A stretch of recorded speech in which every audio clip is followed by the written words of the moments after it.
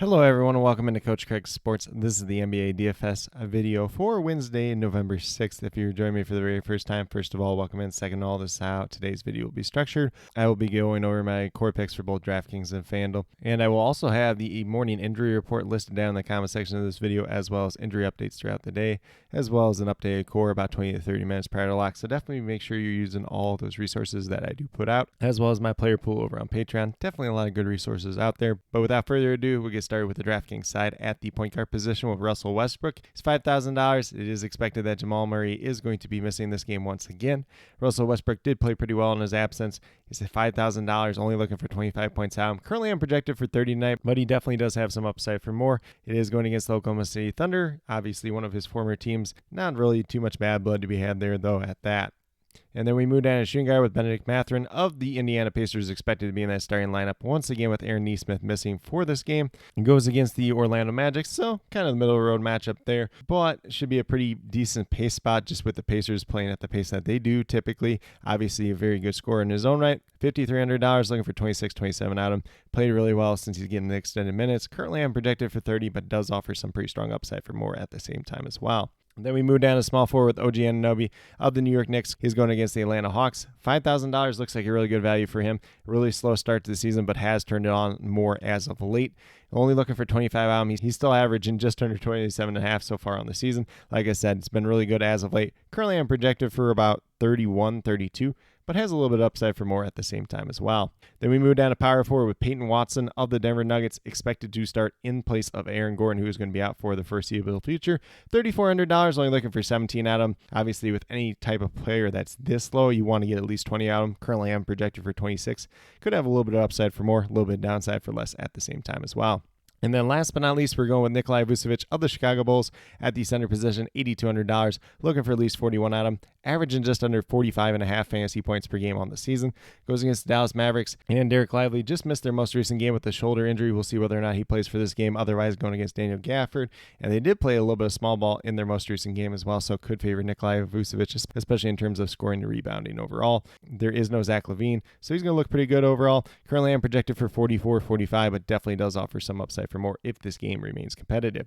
But with that being said, if you go with these five players that do currently have listed here, you got $23,100 remaining, $7,700 remaining per player, so a good amount of money remaining left over, whether you want to pay up for a stud player or a little bit more of a balanced approach. Lots of stud players out there for this slate, so it should make for a very interesting slate overall. It is a large 10-game main slate over on DraftKings. But with that being said, we'll get moved over to FanDuel and talk about my core picks over there. So on the FanDuel side, it's a 12-game main slate, so there's a couple extra games on FanDuel. We're going to start off at the point guard position with Chris Paul, $6,300, looking for 31, 32 out of him, averaging just under 32 so far on the season. Was a slow start to the season for him. Goes against the Houston Rockets. Should be a pretty favorable matchup, although he did not fare well versus them the first two times this season, but as of late, Chris Paul's been doing really well. So currently I'm projected for about 34, 35. Has some upside for more if he's continuing that hot streak that he's been on as of late.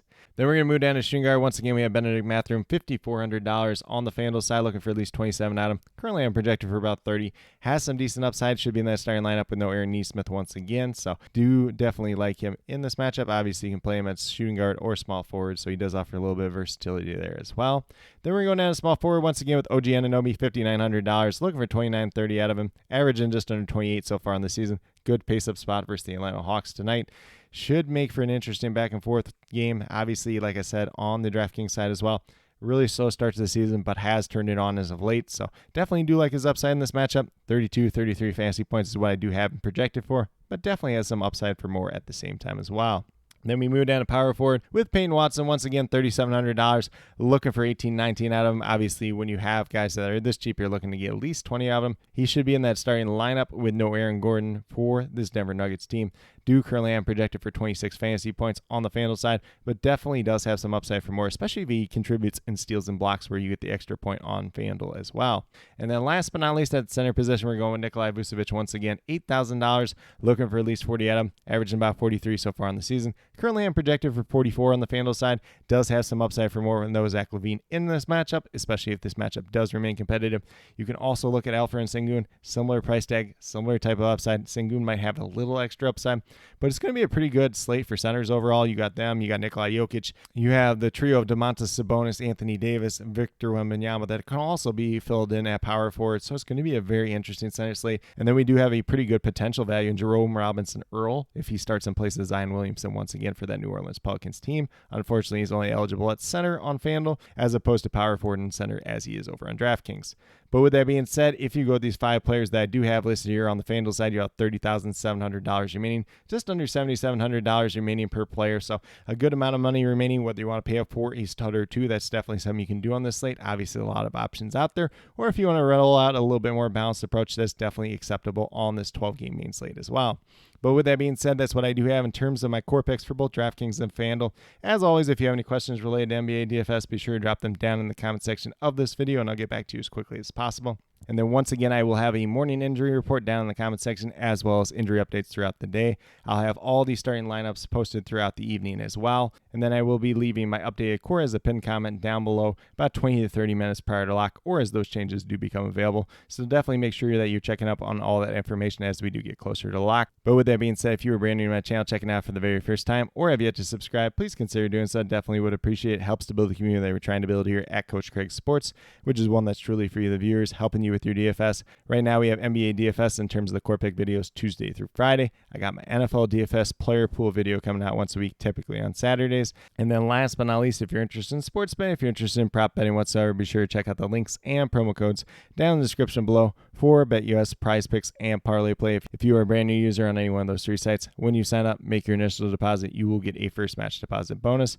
For Prize Picks and Parlay Play, it's a 100% match up to $100. And then for BetUS, it's a 125% match up to $2,000. So some pretty great opportunities to be had out there. If you have any other additional questions related to that whatsoever, feel free to reach out to me, whether it's down in the comment section of this video or on Twitter at Coach Craig Sport, and be more than happy to help you with that journey as well. But with that being said, that's all that I truly have for today's video. Definitely do appreciate each and every one of you tuning in. Definitely means a lot to me. I hope that each and every one of you have a great rest of your day and some pretty good luck in NBA DFS for Wednesday, November 6th.